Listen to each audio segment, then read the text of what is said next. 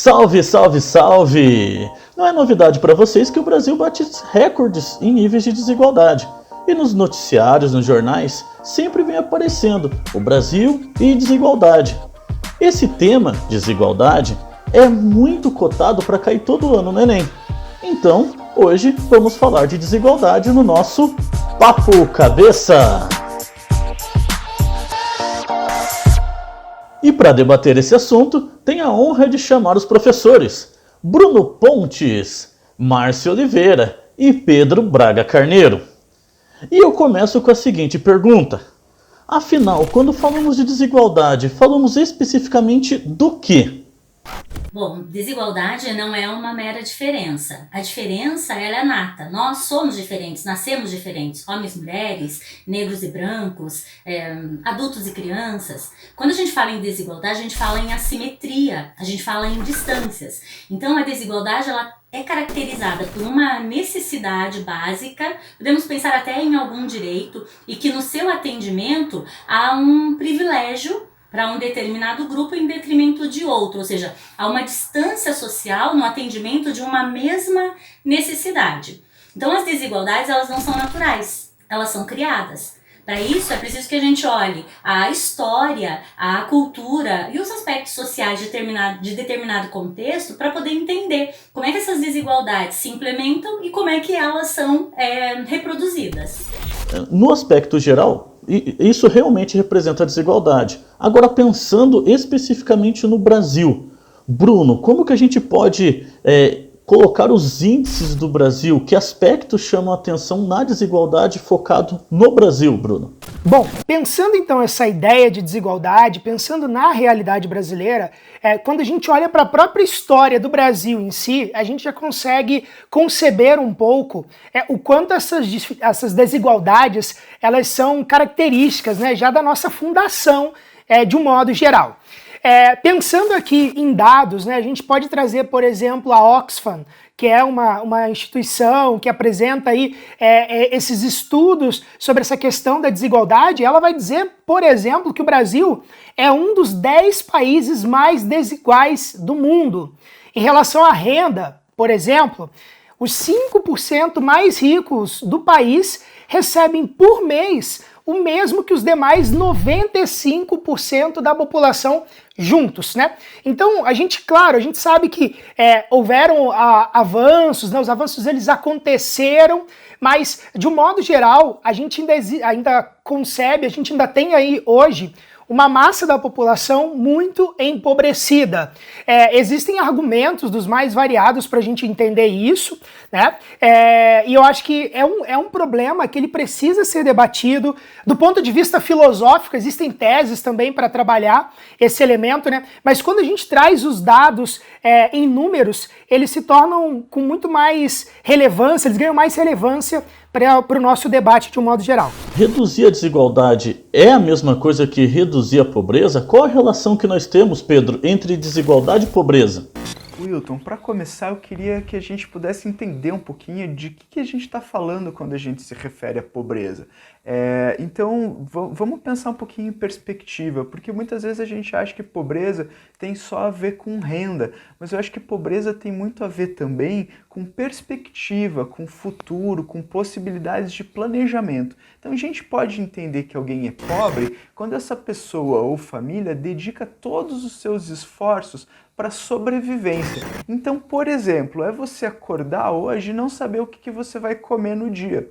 Ou você ter algum material para a escola, para comprar para amanhã e não ter nenhum dinheiro para fazer isso hoje. Ou ainda, saber que tem uma conta para vencer no final da semana e também não ter nenhuma ideia de como que vai fazer para pagar. Então você vai precisar fazer um trabalho informal ou vai precisar pedir para alguém, emprestar. E isso gasta toda a sua energia, não sobrando tempo para atividades como lazer, como cultura. E tem um filme que fala disso de uma maneira muito legal. Eu vou indicar para quem quiser assistir, se chama O Preço do Amanhã. Esse filme é sensacional. Pensando então em pobreza, entendemos bem. E agora a relação de desigualdade, Bruno, o que você pode trazer para a gente? Will, é legal a gente pensar que a sociologia, de modo geral, né, a ciência política, ela vai criar alguns conceitos que eles ajudam a iluminar um pouco esse debate, né, sobre a relação entre pobreza e desigualdade. Pensar, por exemplo, o chamado estado de carência múltipla, né? Que ele se caracteriza por alguns tipos de despossessões, né? A primeira delas é a chamada despossessão psicológica, que é aquele sentimento de autodesvalorização das populações pobres em relação às ricas, que está um pouco atrelado, inclusive, ao que o Pedro acabou de apresentar para a gente, né? Um outro elemento é a chamada despossessão social, a impossibilidade de parcelas da população de terem acesso a mecanismos de êxito social, de ascensão social, e por último, a despossessão política, que vem a ser essa impossibilidade, essa incapacidade de certos grupos sociais de terem acesso a uma participação na vida pública, que é o que exatamente gera esse espaço de demanda, de deliberação, de debate, para auxiliar aqueles que são menos favorecidos. E para nos ajudar a entender a relação entre pobreza e desigualdade, eu acho que é importante ressaltar que as desigualdades elas são de várias ordens. Existe desigualdade de gênero, existe desigualdade racial, desigualdade espacial e a desigualdade de renda. A pobreza ela é a face mais visível dessa desigualdade, dessa distância em relação às riquezas produzidas em uma determinada sociedade. Mas, embora a desigualdade, a pobreza, ela seja um reflexo direto das desigualdades, nós podemos ter países extremamente desiguais, não necessariamente pobres. O Brasil, por exemplo, ele está ainda entre as 10 maiores economias do mundo. Ele não é um país necessariamente pobre. As pessoas o são. Por quê? Porque a distribuição dessa riqueza, ela tem grandes distâncias. Elas são desiguais. Para efeito de política pública, nós pensamos em dois conceitos de pobreza, a relativa e a absoluta. A pobreza relativa, ela é aquela em que os indivíduos eles têm que escolher entre o almoço ou a janta, ou seja, eles têm acesso a suprir, eles têm como suprir necessidades, mas não com com a qualidade, por exemplo, alimentar. Você come, mas não tem como suprir as necessidades nutricionais. E a absoluta é aquela em que os indivíduos não têm acesso. Nós temos índices para medir pobreza e desigualdade. Por exemplo, o índice de Gini. O índice de Gini, ele mede a distância entre as famílias. E as desigualdades e a pobreza, ela é medida em relação ao acesso à educação, acesso à renda, acesso a bens de consumo. Então estão imbricadas, mas não necessariamente são a mesma coisa. E me corrija se eu estiver errado, Márcia, mas você passou as diversas faces da desigualdade e uma delas você falou desigualdade de gênero e tudo mais. Então a gente pode, de alguma maneira, assim como associamos a desigualdade à pobreza, associar a desigualdade ao preconceito, por exemplo? Se diminuísse a desigualdade, talvez diminuísse o preconceito entre diversas faces ou não? Com toda certeza, Will. A gente pensa assim, homens e mulheres, por exemplo, quando a gente fala em gênero, eles são diferentes. No entanto, a desigualdade é quando, nas mesmas necessidades, acesso ao trabalho, por exemplo, há um privilégio, ou o direito à fala, ou a visibilidade, né? A consideração em relação ao que se fala, os postos de comando. Então, quando o acesso é mais facilitado ao homem do que à mulher, a gente diz que se instaura uma desigualdade. E essa desigualdade, ela se propaga porque ela vai sendo naturalizada e vão criando os estereótipos e os preconceitos de que lugar de mulher não é naquele espaço em que o homem historicamente ocupa. Então as relações elas são bem imbricadas. Pensando agora nas desigualdades nas pessoas, jogando para todos agora quem quiser responder, existe mais algum aspecto que as desigualdades impactam as pessoas, fora todos esses que vocês já citaram? Então, a Márcia trouxe um aspecto muito interessante, que é o que a gente chama de marcadores sociais. Então é importante a gente entender, né, que na nossa sociedade brasileira as pessoas recebem tratamentos diferentes de acordo com a sua classe, com com a sua raça e o seu gênero. Então existem, né, uma série de estudos comprovando que determinados grupos sociais são dotados de mais acessos, de mais privilégios, e outros, né, são vítimas, digamos assim, de menor visibilidade, menor possibilidade de acesso, né, aos direitos. E isso é uma realidade muito importante da gente considerar. Existe uma psicóloga chamada Bader Sawaya, que também traz uma dimensão muito importante para a gente, que é o aspecto simbólico da exclusão. Além de todas as privações materiais que a pobreza traz, tem um impacto na subjetividade do indivíduo que é muito importante da gente considerar.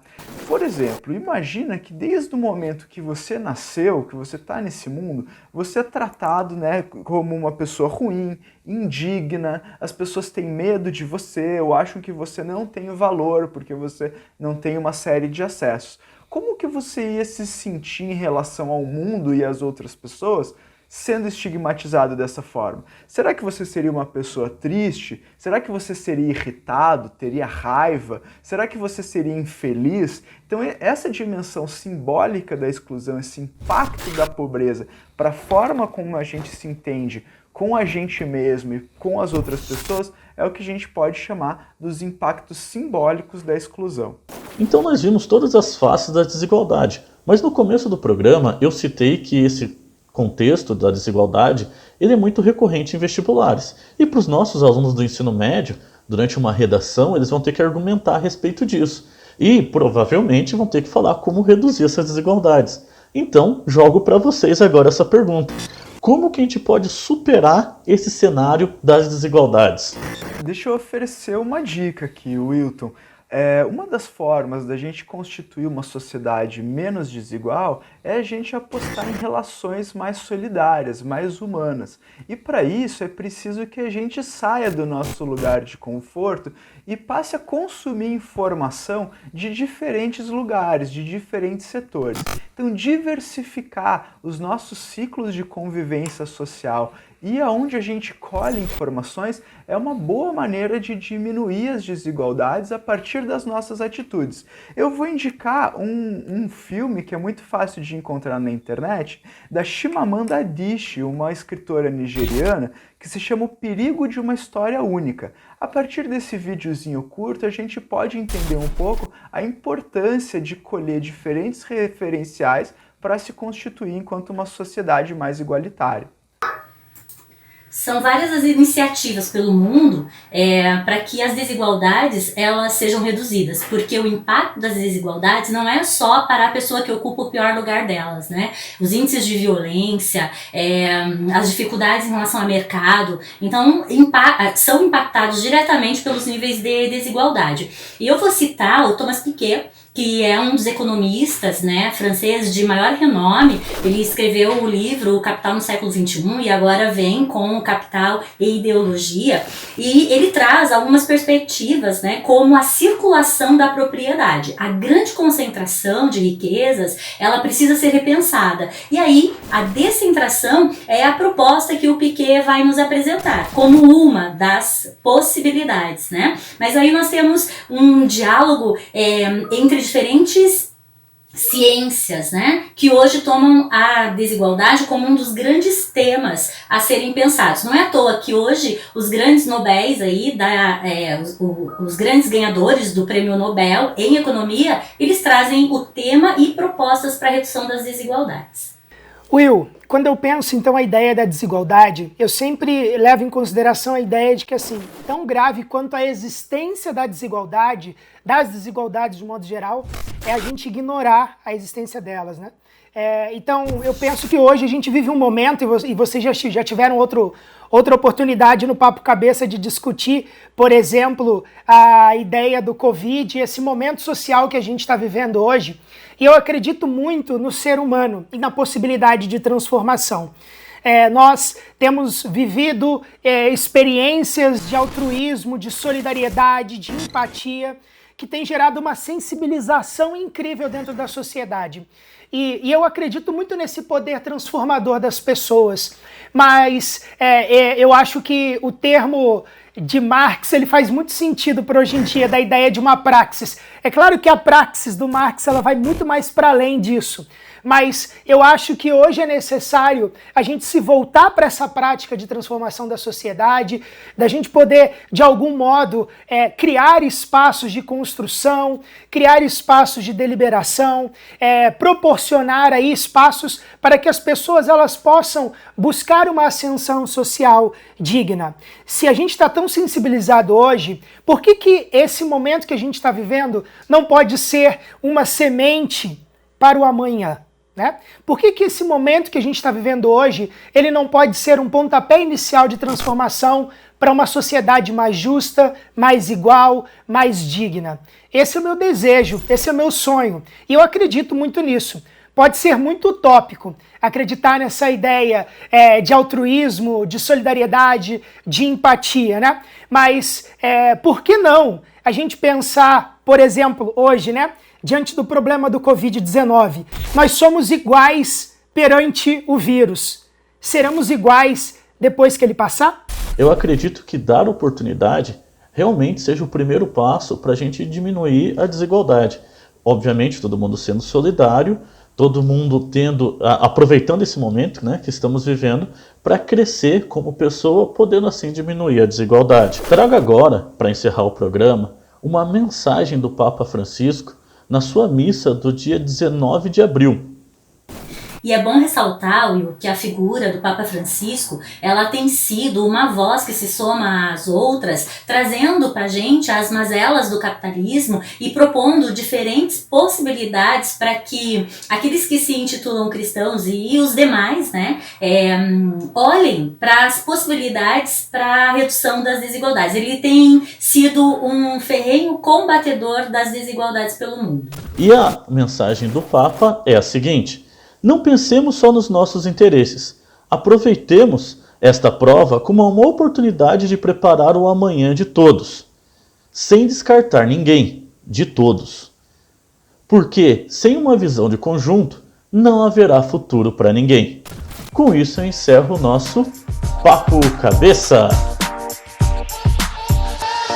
E lembrando que você pode assistir os outros episódios clicando nesse link aqui.